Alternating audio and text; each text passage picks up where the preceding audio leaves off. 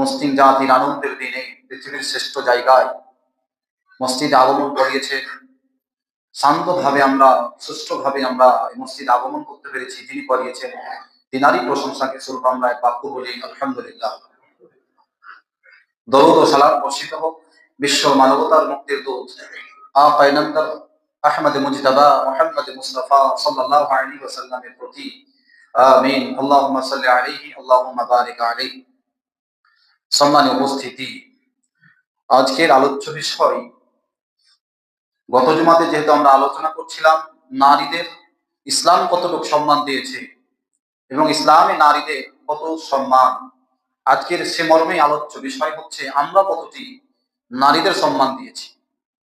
এটা কথা আমার খুব ভালোভাবে মনে করছে, পৃথিবীতে মানব জাতিকে সৎ পথ, সুপথ, সঠিক পথ, সোজা পথ দেখাবার জন্য মানুষ যাতে বিপদগামী না হয়ে যায়, সঠিক রাস্তা থেকে তারা যেন বেঠিক রাস্তায় না চলে যায়, এজন্য মহান আল্লাহ রাব্বুল আলামিন কালের বিবর্তনে, সময়ের পরিবর্তনে ও সময়ের ব্যবধানে অসংখ্য রাসূল এবং নবী পৃথিবীতে পাঠিয়েছেন, যাদেরকে আমরা নবী এবং রাসূল বলে থাকি।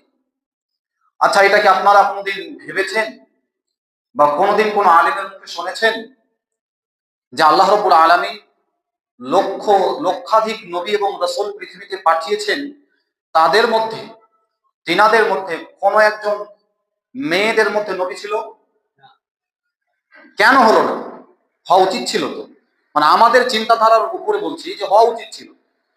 যারা আমরা বলছি যে নারীদেরকে ক্ষমতায় বসানো আমাদের এটা সঠিক সিদ্ধান্ত, বা মেয়েরা আমাদের মতো করে দেশ সমাজ চালাক পরিচালনার দায়িত্ব তাদের হাতেও দেওয়াটা এটা নারীদের অধিকার, যারা আমরা বলি, যারা আমরা মনে করি যে নারীদের হাতে ক্ষমতা হস্তান্তর করাটাও এটা হচ্ছে নারীদের মৌলিক অধিকারের মধ্যে, আর যারা নারীদেরকে ক্ষমতায় বসান না, নারীদেরকে ক্ষমতার চেয়ারে দেখতে চান না, তারা এবং যারা চান, তাদের মধ্যে একটা বিবাদ চলছে।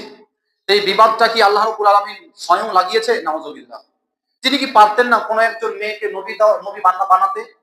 আল্লাহ কি পারতেন না কোনো একজন নারী জাতিকে রাসূল বানাতে? পারতেন না? আল্লাহ তো সবই পারে। করেননি কেন? মেয়েদেরকে কেন রাসূল বানাননি? মেয়েদেরকে কেন নবুয়তের দায়িত্ব দেননি?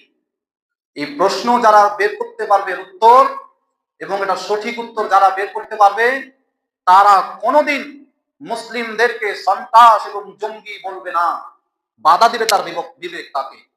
যারা এই প্রশ্নের সঠিক উত্তর বের করতে পারবে, তারা কখনোই কোরআনকে জঙ্গিবাদের সাহায্যকারী একটি বই বা নথি মনে করবে না।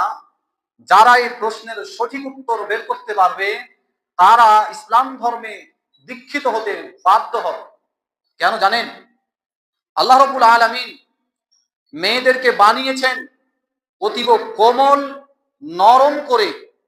তাদেরকে বানানো হয়েছে তাদের স্বামীকে প্রশান্তি দেওয়ার জন্য, মানসিকভাবে, শারীরিকভাবে এবং পারিবারিকভাবে। কয়টা বললাম আমি? 3টা কথা বললাম।